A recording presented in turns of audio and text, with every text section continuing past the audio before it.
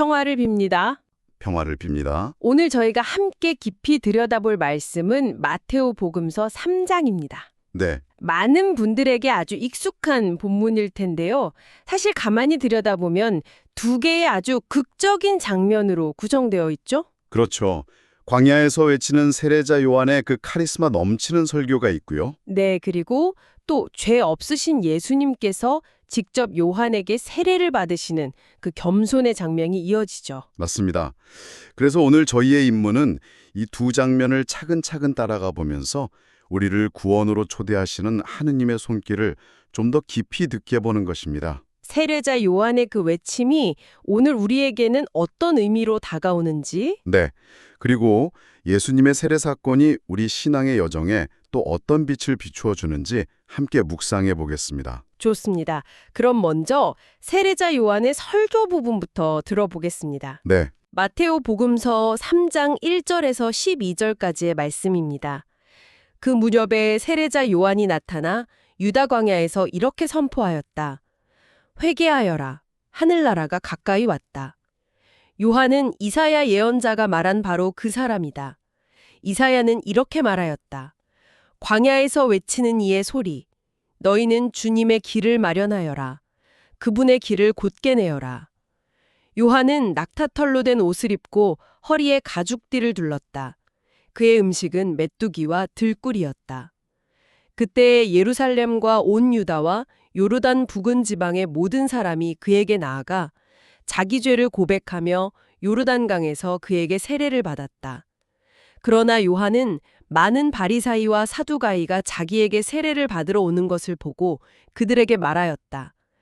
독사의 자식들아, 다가오는 진노를 피하라고 누가 너희에게 일러주더냐?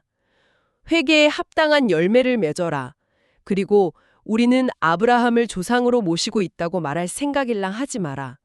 내가 너희에게 말하는데 하느님께서는 이 돌들로도 아브라함의 자녀들을 만드실 수 있다. 도끼가 이미 나무 뿌리에 닿아 있다. 좋은 열매를 맺지 않는 나무는 모두 찍혀서 불 속에 던져진다. 나는 너희를 회개시키려고 물로 세례를 주지만 내 뒤에 오시는 분은 나보다 더 큰 능력을 지니신 분이시다. 나는 그분의 신발을 들고 다닐 자격조차 없다. 그분께서는 너희에게 성령과 불로 세례를 주실 것이다. 또 손에 키를 드시고 당신의 타작마당을 깨끗이 하시어 알곡은 곳간에 모아들이시고 쭉정이는 꺼지지 않는 불에 태워버리실 것이다.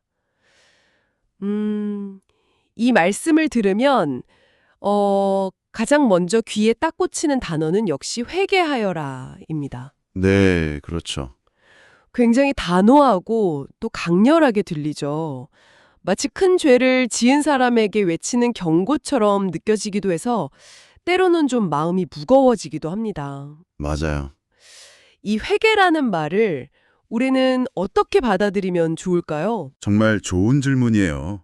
사실 많은 분들이 회개라고 하면 단순히 과거의 잘못을 후회하고 반성하는 행위, 딱 거기까지만 생각하기 쉽거든요. 네, 저도 좀 그렇게 생각했던 것 같아요. 하지만 성경 원어인 그리스어, 메타노이아는 그보다 훨씬 역동적인 의미를 담고 있습니다. 아, 메타노이아요? 네, 이게 생각을 바꾸다, 마음을 돌리다 이런 뜻인데 궁극적으로는 삶의 방향을 완전히 전환하는 것을 의미해요. 방향의 전환이요? 네, 지금까지 세상을 향하고 또 나 자신의 욕망과 이익을 향해 걸어가던 그 발걸음을 딱 멈추고 180도 돌아서서 하느님을 향해 나아가는 거죠.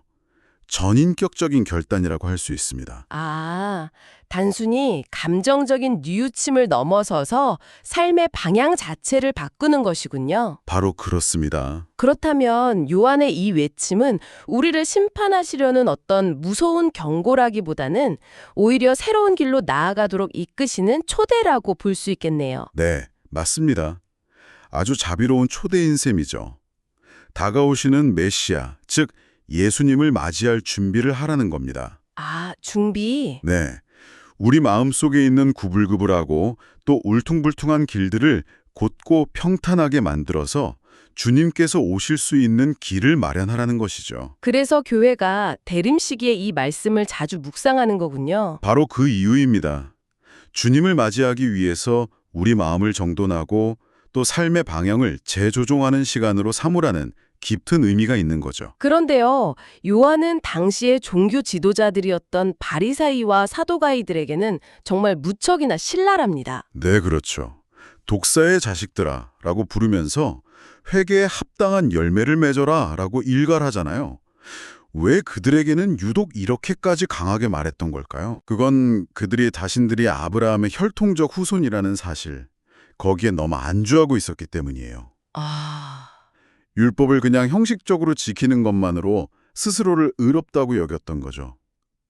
하지만 요한은 그 위선을 정확히 꿰뚫어 본 겁니다. 그렇군요. 진정한 회개는 마음의 결심에서 끝나지 않고 반드시 삶의 구체적인 열매로 나타나야 한다는 것을 강조한 거죠. 회개에 합당한 열매. 네, 그 열매라는 건 바로 하느님 사랑과 이웃 사랑의 구체적인 실천을 의미합니다.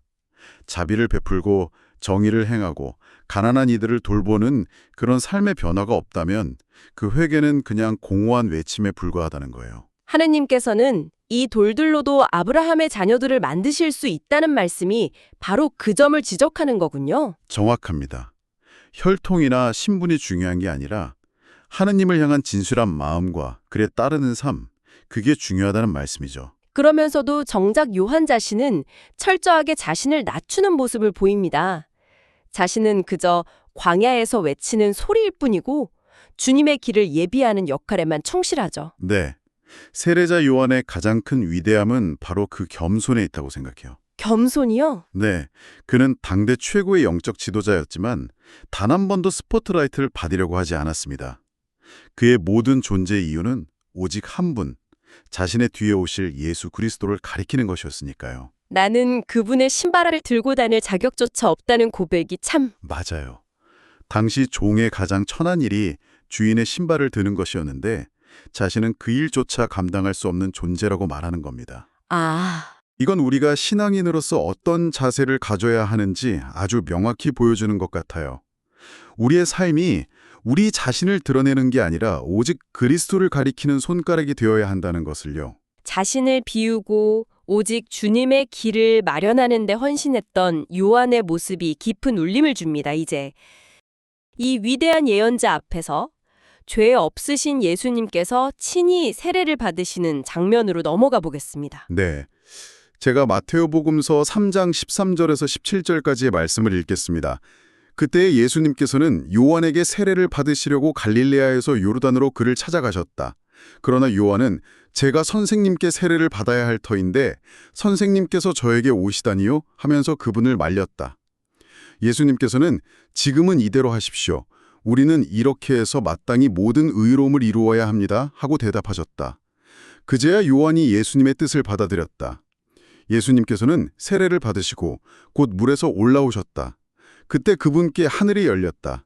그분께서는 하느님의 영이 비둘기처럼 당신 위로 내려오시는 것을 보셨다. 그리고 하늘에서 이렇게 말하는 소리가 들려왔다. 이는 내가 사랑하는 아들, 내 마음에 드는 아들이다. 네. 이피제니아 자매님, 이 장면은 정말 언제나 경이롭고 또 깊은 묵상으로 이끌어주는 것 같아요. 맞습니다. 요한의 세례는 분명 죄를 뉘우치는 사람들을 위한 것이었는데 단 하나의 죄도 없으신 하느님의 아드님께서 왜 굳이 죄인들 사이에 서서 세례를 받으려고 하셨을까요? 참으로 신비롭고 또 중요한 질문이죠. 요한조차도 제가 선생님께 세례를 받아야 합니다 라면서 당황하며 말릴 정도였으니까요. 네, 예수님께서 세례를 받으신 것은 당신 자신의 죄를 씻기 위함이 아니었습니다. 이건 바로 우리 죄인들과 온전히 하나가 되시려는 연대의 표현이었어요. 아, 연대. 네. 인간의 가장 낮고 연약한 자리, 죄인들이 고개 숙여 서 있는 바로 그 강물 속으로 기꺼이 들어오심으로써 당신의 공생활을 시작하시는 겁니다. 그렇군요. 이것이야말로 하느님께서 인간이 되시어 당신 자신을 비우신 케노시스의 첫걸음이고 또 인류를 향한 하느님의 끝없는 사랑과 겸손을 보여주는 아주 장엄한 사건이죠. 그저 멀리서 우리를 지켜보시는 분이 아니라 우리 삶의 한가운데로 가장 아픈 자리로 직접 들어오시는 하느님의 모습을 보는 것 같습니다. 맞습니다. 그렇다면 예수님께서 우리는 이렇게 해서 마땅히 모든 의로움을 이루어야 합니다라고 하신 말씀은 어떤 의미일까요? 여기서의 의로움은 무엇을 뜻하는 걸까요? 여기서 말씀하시는 의로움이란 단순히 율법을 지키는 그런 윤리적인 차원을 넘어섭니다. 아, 그런가요? 네, 그것은 바로 아버지 하느님의 구원 계획에 대한 온전한 순명을 의미합니다. 순명이군요. 네, 예수님께서는 당신의 공생활 전체를 통해서 오직 아버지의 뜻만을 따르셨습니다.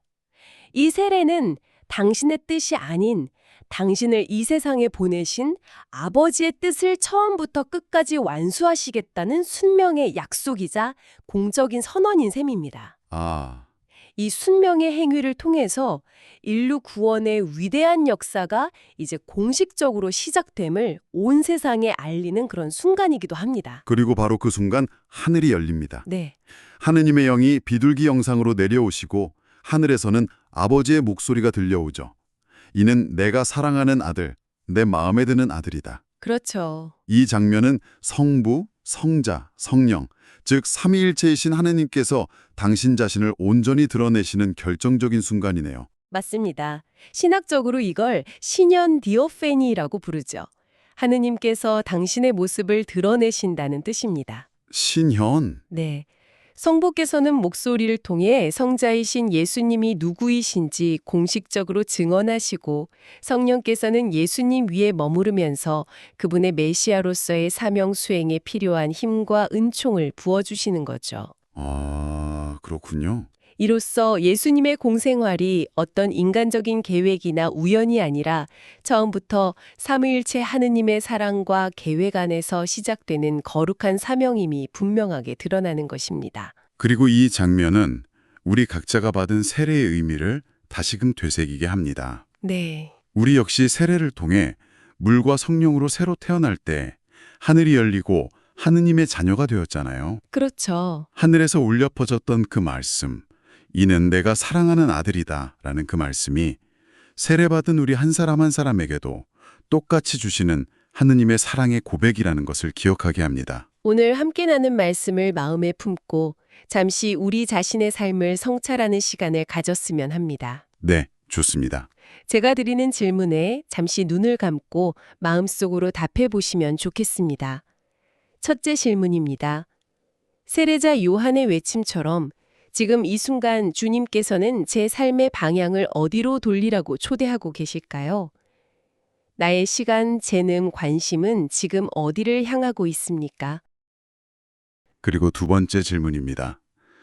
죄 없으신 예수님께서 저와 함께 하시기 위해 기꺼이 죄인의 자리에 서셨던 것처럼 저는 다른 이의 아픔에 동참하기 위해 기꺼이 저의 편안함과 익숙함을 버리고 낮은 자리로 내려가고 있는지 묵상해 봅시다. 저 자신을 돌아보면 회개라는 말을 들을 때마다 무언가 아주 거창하고 극적인 변화를 이루어야 한다는 그런 부담감을 느꼈던 것 같습니다. 네, 많은 분들이 그럴 거예요. 하지만 오늘 말씀을 묵상하면서 진정한 회개는 일상의 작은 순간들 속에서 시작된다는 것을 깨닫습니다. 분주함 속에서 잠시 하느님을 기억하는 것, 이기적인 마음이 들 때 이웃을 먼저 생각하는 작은 선택, 바로 그 순간이 하느님께로 방향을 트는 회개의 시작이겠죠. 네, 맞아요. 또 예수님의 겸손을 생각하면 참 부끄러워집니다.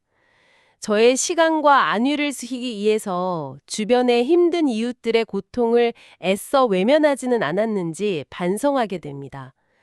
그들의 자리에 함께 서는 것을 두려워하지 않는 용기를 청해야겠습니다. 함께 마음을 모아 기도하며 이 시간 마무리했으면 합니다. 사랑의 하느님 아버지, 광야에서 외치는 소리를 통해 주님의 길을 예비하도록 저희를 초대하시니 감사드립니다. 저희의 완고한 마음을 열어주시어 회개에 합당한 열매를 통해 저희 삶의 방향이 온전히 당신께로 향하게 하소서. 저희와 하나 되시기 위해 가장 낮은 자리로 기꺼이 내려오신 성자 예수님의 겸손과 사랑을 저희 삶으로 본받게 하소서. 저희가 받은 세례의 은총을 늘 기억하며 세상 속에서 하나님의 사랑받는 자녀로 살아갈 용기를 주소서.